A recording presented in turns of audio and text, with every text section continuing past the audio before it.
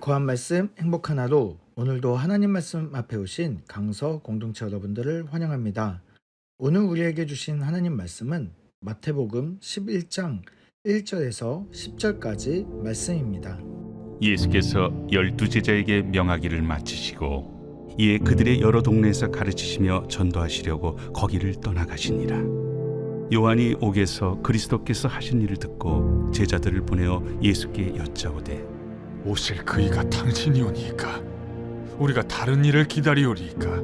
너희가 가서 듣고 보는 것을 요한에게 알리되 맹인이 보며 못 걷는 사람이 걸으며 나병 환자가 깨끗함을 받으며 못 듣는 자가 들으며 죽은 자가 살아나며 가난한 자에게 복음이 전파된다 하라. 누구든지 나로 말미암아 실족하지 아니하는 자는 복이 있도다. 그들이 떠나매 예수께서 무리에게 요한에 대하여 말씀하시되 너희가 무엇을 보려고 광야에 나갔더냐? 바람에 흔들리는 갈대냐?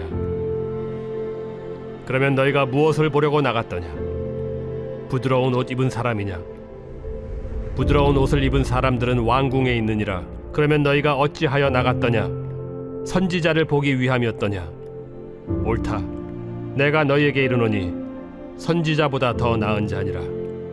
기록된 바 보라, 내가 내 사자를 내 앞에 보내노니 그가 내 길을 내 앞에 준비하리라 하신 것이 이 사람에 대한 말씀이니라.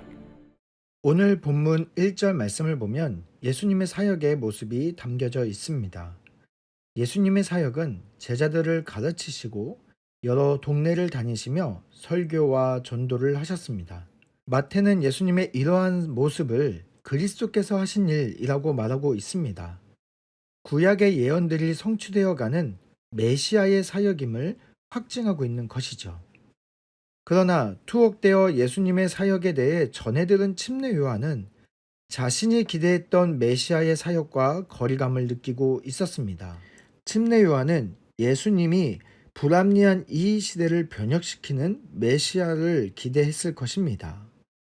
그는 지금 갈릴리 지역의 왕인 헤롯이 자신의 이복 동생 헤로디아를 강제로 이혼시키고 자신의 아내로 취한 것에 대해서 책망하였다가 투옥되었습니다. 이런 불합리한 세상 속에서 예수님께서 알곡과 쭉정이를 분리해서 태우시는 심판의 사역이 일어나기를 기대했던 것 같습니다.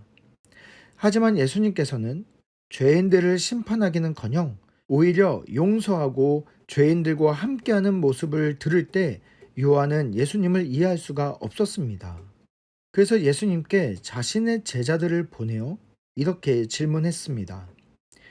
예수께 여짜오되 오실 그이가 당신이오니까?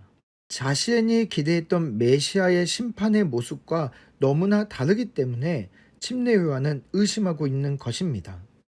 그리고 다른 일을 기다려야 합니까? 라며 자신이 원하는 세상이 되기 위해서는 예수님을 통해서는 도저히 안 될 것 같으니 다른 방법을 찾아봐야 합니까? 라고까지 물어보고 있는 것입니다. 그러자 예수님은 이렇게 답하십니다. 맹인이 보며 못 걷는 사람이 걸으며 나병 환자가 깨끗함을 받으며 못 듣는 자가 들으며 죽은 자가 살아나며 가난한 자에게 복음이 전파된다 하라. 바로 이사야서의 기름 부음 받은 종의 예언을 지금 예수님께서 성취하고 있음을 선언하고 계시는 것입니다. 요한에게는 실망하지 말라며 오히려 자신의 기대하는 바를 수정하라고 말씀하고 계시는 것이지요. 침례 요한의 제자들이 떠나가자 무리들을 향하여 오늘의 이 이야기들을 이어가십니다. 예수님의 말씀은 한 가지 질문으로 요약해 볼 수 있습니다. 너희는 무엇을 보기 위해 광야에 나갔느냐?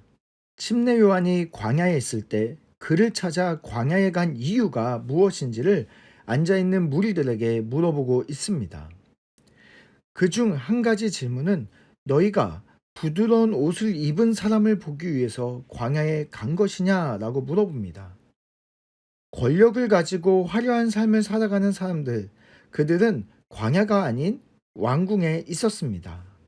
권력을 보기 위해서 광야에 간 것이 아니라 하나님의 말씀을 들어 광야에 갔다라고 말씀하시는 것이지요. 그가 전파한 회개하라 천국이 가까이 왔느니라 라는 하나님의 그 말씀 앞에 회개하고 침례를 받기 위해서 그들은 광야로 나아간 것입니다.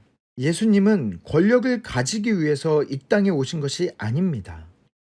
회개하는 자들에게 하나님 나라를 주시기 위해 오셨습니다. 그래서 왕궁이 아닌 죄인들을 만나는 자리에 계셨던 것입니다.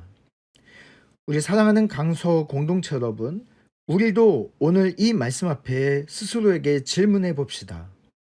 우리는 왜 예수님을 주로 고백했습니까?